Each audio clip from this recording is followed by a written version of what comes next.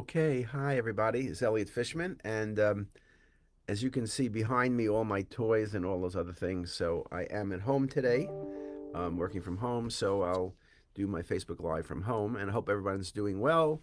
I have a sore throat, which is actually just sounds worse than it really is. I feel fine, but if I cough, just ignore it.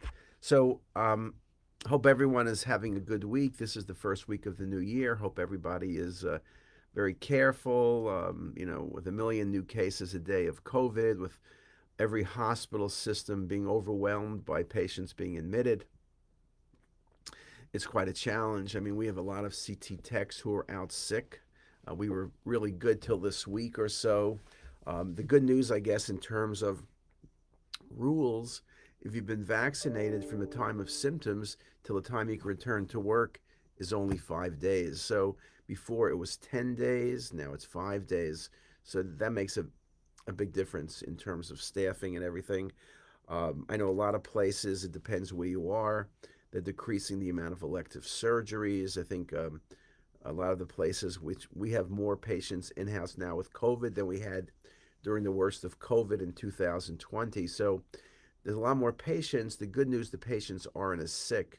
When I see the scans, I see a lot of lung disease, the classic mosaic patterns, the crazy paving patterns, very classic for COVID pneumonia.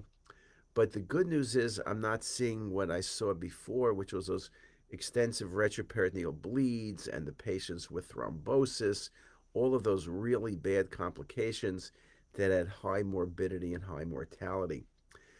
As you know, and has been said many times, and I'm not going to go through this in any detail, the majority of patients who end up in the hospital, 90% or more, are non vaccinated patients. So if you've been vaccinated, which means three, not two, the two plus the booster, if you have all three, then if you get COVID, which is can happen, I can tell you firsthand it can happen, you're not going to be really sick. It'll be just a cold. You're not going to be admitted to the hospital. If you don't get your vaccines or you don't get your booster, again, 90% or so of the patients who are in the hospital, in the ICUs, are unvaccinated patients. So again, I know people have reasons why they don't want to get vaccinated, but I'm here to say, rethink your policy, rethink what you're doing, and get vaccinated. It's safe, and it could save your life. And we need to stop the spread. I guess the only thing I'm hopeful about is with so many people catching, because this variant of the virus, the good thing is it's very catchable, but it's not as, or making people as sick, would be that perhaps, just perhaps, everyone would get sick and you'd have herd immunity. Because when you have 30% of the population refusing to get vaccinated, it makes it very, very hard for us to get over this. And we cannot afford to be sitting here waiting for vaccine after vaccine, or waiting for the fact that the next variation of COVID could actually be much worse than the current one we have. So again, we just need to really move forward. And I think everybody, I admit, we're no different than anybody else. Everybody is tired. This conversation about COVID, of where you are and where you're not going and where you can't go, whether it's to meetings or vacations or visiting people, everyone has had enough of this and everyone is tired. But we need to get through it, because if not, instead of it taking 2 years or 3 years, it's 2 years already almost, it's going to take 15 years, okay? That's really scary, but we need to figure out how we can get around it and how we can get through it all. So I think that becomes very, very important, and we need to really get that down to a science. Other things. So what I was going to speak about this week is contrast. Now, I mentioned this before, that with COVID, with masks and everything, patients weren't getting PO contrast because nobody wanted to take the mask off, have people drink. You were afraid of people spreading germs, which is a really reasonable thing.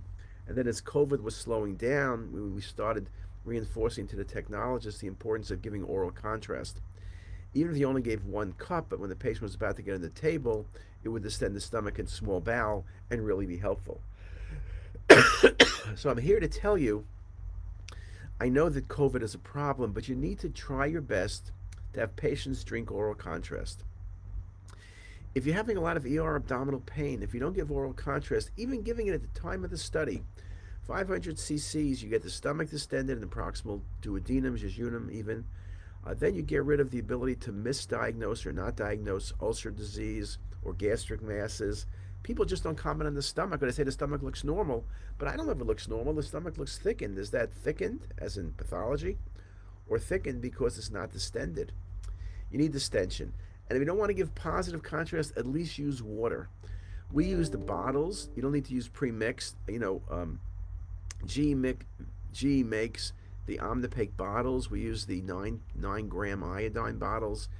It's just screw top. You just open it up. People drink it. There's no mixing. People don't need to worry about contamination, or sharing, or things being in big batches. It works out very nicely. We also use water. Water is a great agent for many things, particularly if you're looking for GI bleeding. Surely positive is great, especially if you're looking for fistula. For GI bleeding or for dedicated CT enterography, we were using a little bit of Volumen, which goes under another name now, but I was never that pleased with Volumen. I think they changed the formula because a lot of people were very sensitive to it and would get diarrhea. But I think the new mix wasn't as good, so that was a problem. But patients hated it. It tasted terrible. They just were unhappy with it. That was a big problem. There's a new agent, Breza, which people have used with MR. We use the Breza for basically as a replacement for Volumen. What you want to do is the Breza bottles, it tastes not too bad. Patients do tolerate it well. They're 500 cc bottles. So what you want to do is give a patient a bottle at time 0 and they drink it. You like to drink it straight down if you can. Then you wait 20 minutes. Then you give the patients a second bottle. That's 1,000 cc's now. And you wait 20 minutes. You can then give the patient a cup of water that distends the stomach a bit better and do the study. Some people have given patients a third cup of Breza. I think that's probably unnecessary. So 2 cups of Breza and then water. So you're scanning them in about 50 minutes, 20, 20, and let's say 10, 50 minutes after you started the study. That works pretty nicely. I haven't done too many cases, but the cases seem to work very well. You have good distension of the small bowel, so you're able to look at good enhancement of the bowel wall, and I think it works well. I read a few articles. Patient tolerance is good. Patient tolerance is far better than if you look at Volumen, where the thing really tasted poor. I've tasted Volumen. It was really yucky. I have not tasted, it sounds like a scientific term, I've not tasted Breza, so I can't personally say it's good or bad, but we've been keeping tabs. We ask our patients what they think, and I think all the patients have said it's been pleasant, it's been fine, they had no problem drinking it. So that's a small number of patients, and that's kind of not the world's greatest poll, but at least it does give us a little bit of feel as to what's going on. So that works out very, very nicely. So I think those are the 2 agents we're using now. Again, I think under COVID, 2 years of lack of CME and being overwhelmed and busy and doing a great job under difficult situation is what all of you guys have done. But I think things tend to get a little bit sloppy. I think we all know that. People are overwhelmed, they're overworked, they're tired. And so I was saying a year ago, as we were getting out of COVID, hopefully, we need to make certain we reinforce the rules. Well, we're not out of COVID yet, and it may take another year, but I think you really need to do the best you can in trying to bring back and do the things correctly. I think, patient care, quality of care is dependent on us doing the right studies the right way. And if you don't do it the right way, you're not going to make the diagnosis. So it becomes very, very important. And again, I know it's tough times, and it's tough times that really make you think about being more careful and getting things right the first time. So I know that our techs, and I'm sure the techs who are listening on the call, or your techs if you're radiologists, I think need a little bit of encouragement and for a job well done and well deserved, but it is somewhat challenging. So I'm not going to belabor that point, but I will say that's indeed the case. We are doing vercolins. I think one of the problems is some of the places now aren't doing colonoscopies because of room utilization and anesthesia and things like that. So we've done a little bit more vercolins, which has been a challenge. We're trying to expand the number of people who know how to do vercolins, but the ACR courses have been diminished. Well, not diminished; they haven't occurred, right? So they've not been done. I don't do it with my hair here, but they've not been done. So I don't know when they're going to be done. So we'll see. And let's see. We got people online. We have. I see Lydiana's calling in from Palo Alto. Hey, Lydiana. Lydiana worked with me as my admin for a number of years. Lydiana now works for, I won't name the person, but I'll just tell you that the person won the Nobel Prize in medicine. So I think she took a big step up from working with us. And Manavardra, we'll say hi to him, and we'll say hi to John. John's in Body CT today. Hey, John, make sure I got enough ribbon in the 3Ds. I'll pick them up tomorrow. Hey, just inside story. Breeza for neutral imaging is the product with the cellulose as opposed to regular Breeza. Okay? Yeah, there is a few different, it's a good point. So there's a few different Breeza of, yeah, they make it for regular CT, but we don't use that. We use the Omni, which I think is a lot better.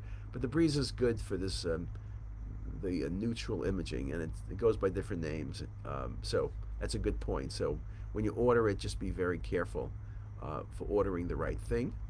And there's only a couple articles I did look up. There's a couple articles published by the company where they worked with one radiologist. So there's only about 2 or 3 articles I saw, but they explain it a little bit. But the 20-20-20 seems to work really nicely. Let me see what else. If anyone has any questions, there's a great time to ask me any questions. John, what's happening in CT today? Are we busy? John's hanging in there. We're really tight on techs in the hospital. John must be at lunch, hopping online. But yeah, it's a real challenge. I think probably your hospitals, like ours, we're short on techs. We're very busy, a lot of hours, a lot of off hours. We're short in every part. I think everybody is short nursing. Everybody is short escorts, people to move patients around, people to help with transit. I did read some note this morning that there's no shortage of administrators. So it's unbelievable. There's no shortage of administrators. So if you really think, oh my God, we're short everything, you're not short administrators. There's a lot more administrators than there need to be. Maybe they should get the administrators to do other stuff, but don't say I said that. We love our administrators, of course. But anyway, no, it is a challenge. Let me see what else. We are starting. I will tell you that we are. Hey, Meg Fines. I saw Meg. The one meeting I went to, or one of 2 meetings I went to, was in San Diego, and I saw Meg there. Meg's out in New Jersey, I think, now. We have been working research-wise. We've been doing a lot of AI stuff, which we've been doing with Lustgarten Foundation. That's going to be a big part of what we do in 2022, and maybe we'll have some talks about that. We are doing a really, I think we're doing a pretty good job.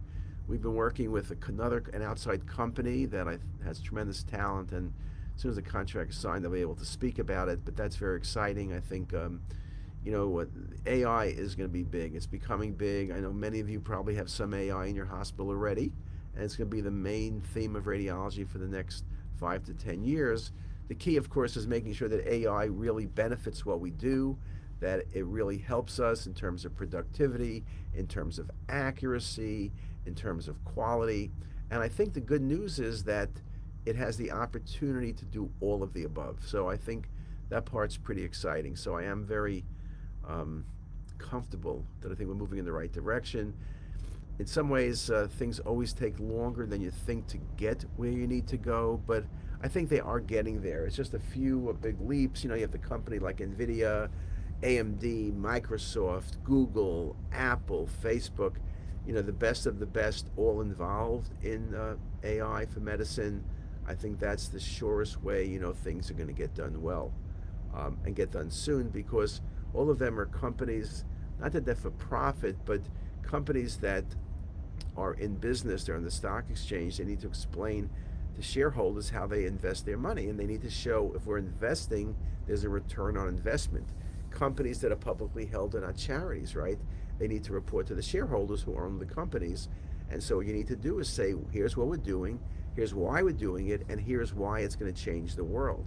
You look now at Nuance, which was just bought out, it's almost official by Microsoft.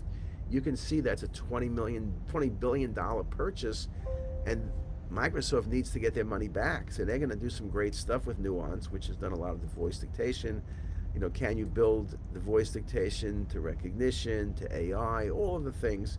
And Nuance has been pivoting in that direction for a number of years, but this is their opportunity to really get tremendous strength in doing that. So those are kind of the main things. Let me see if anything else. That's probably about it. We do a speaker series at Hopkins. I'm going to be starting that up again in February, so that'll be kind of cool. Marla Kaplowitz, who spoke with us about 6 years ago, will be there. We wrote this great article, Linda Chu and Steve Rowe, that many of you have seen. We wrote with Linda Carter, who was the original Wonder Woman, was published in JSCR about a month ago, got a lot of good visibility, talking about empathy. It's a great article to read, and we're down to about our 70th speaker already over the past 7 or 8 years, so that's very exciting. And with that, I'll say thank you to everybody. You can see all my toys in the background, and I hope everybody has a great day, and we'll see you next week. And I probably will talk a little bit next week about some of the changes coming to CTisus, some of the things we're looking at doing, and looking for your comments in helping us do them well. And with that, have a great morning or afternoon or evening, wherever you are. Bye-bye.